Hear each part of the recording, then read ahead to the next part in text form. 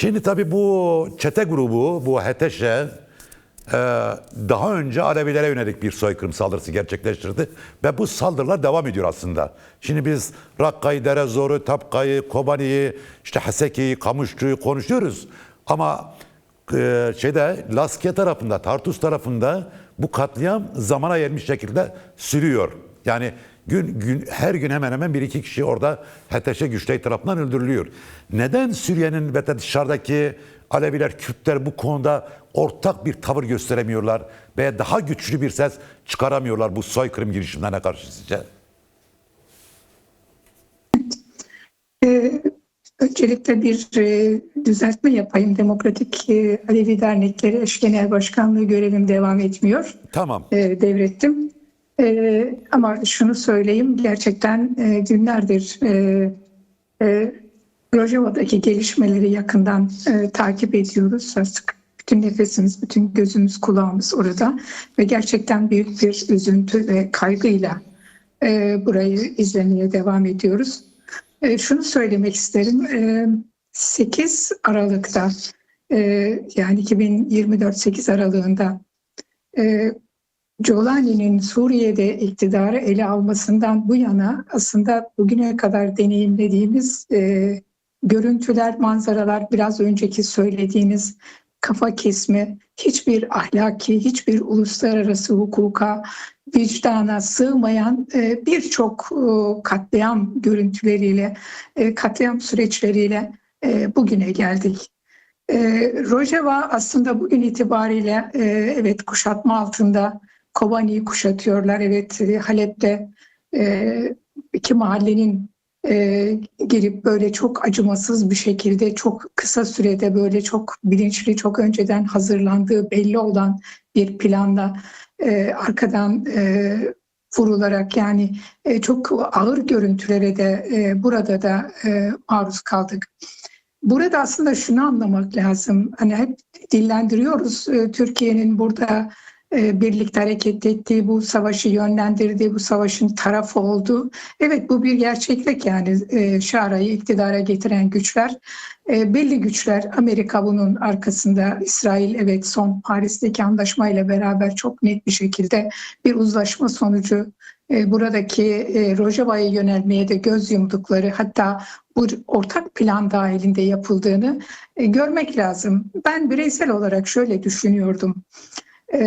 İşte biz Rojava'daki kurulan, inşa edilen yaşam biçimi demokratik modernite çerçevesinde o ideolojinin öncülüğünde gelişmiş, kurumlaşmış bir yaşam biçimi iken tam da bu kurumlaşmaya, bu yaşam biçimine düşman olan kapitalist modernitenin tarafları olan Amerika'nın, İsrail'in buradaki yaşama bu kadar dostane yaklaşmayacağını, ne zaman boğmaya çalışacağını ve ne zaman bunun hakikaten karşılığını vereceğini merak eder bir yerde. Gerçekten büyük bir kaygıyla hep bekleyen, hep bu kaygıyı duyan ve aynı kaygıyı ne yazık ki bu hani demokratik toplum barış süreci dediğimiz günden bu yana halktan da çok yankısını bulan, güvensizliğin had safhada olduğu bir dönemi, bir süreci bugüne kadar deneyimledik, geldik. Hem halkın sağduyusu bize bu konuda haklı olduğunu açığa çıkardı, hem bizim yaklaşımımızın, bakış açımızın, evet kapitalist sistemin, kapitalist modernitenin buradaki demokratik modernitenin yeşermesine ne kadar göz yumacak dediğimizde de evet gelinen aşamada İsrail'i, Amerika'sı, Türkiye'si ortak hareketle Rojava'yı kuşatma altına aldı ve buradaki demokratik yaşamı, evet kadınların oluşturmuş olduğu kadın devrimini, ortak yaşamı, bütün bu yaşamı boğmaya çalışıyorlar. Ama her zaman bu hesapladıkları gibi olmayabilir ve olmaması gerekiyor. Artık burada gerçekten deminki söylediğiniz gibi Alevilerin, Kürtlerin ve kadınların bunu görmesi lazım. Türkiye'de buna biraz göz yuman, bunu görmezden gelen laisist yaşam taraftarlarının kiminle komşu olduğunu, yarın IŞİD zihniyetinin Türkiye'nin mevcut rejimiyle ortak hareket ettiğini ve yarın buraya sirayet etmesinin an meselesi olduğunu görmesi, bilmesi. Evet, Kürt'e komşu olmak istemiyorsunuz. Evet, belki bir Arap Alevi'ye, belki bir Alevi'ye komşu olmak istemiyorsunuz. Ama kime komşu olduğunuzu da bilmeniz gerekiyor. Bu halkların bu konuda gerçekten dikkatli ve uyanık olması gerekiyor. Öyle bir tehlikeyle, öyle ciddi bir sorunla karşı karşıyayız ki buna halkların, tüm halkların, Kürtlerin en üst düzeyde hassasiyet gösterip mevcut kuşatmaya ciddi bir karşılık vermeniz gerekiyor. Yani aksi halde yarın Orta Doğu'da yeşeren bu vahayı gerçekten boğmak isteyeceklerdir. Ben bu gelişmeleri, İran'daki gelişmenin bir anda 10-12 gün çok güçlü bir şekilde alanlara çıkan İran halkının Rojava'daki gelişmelere paralel olarak bir durağanlığa sürüklendiğini ve burayı da aynı şekilde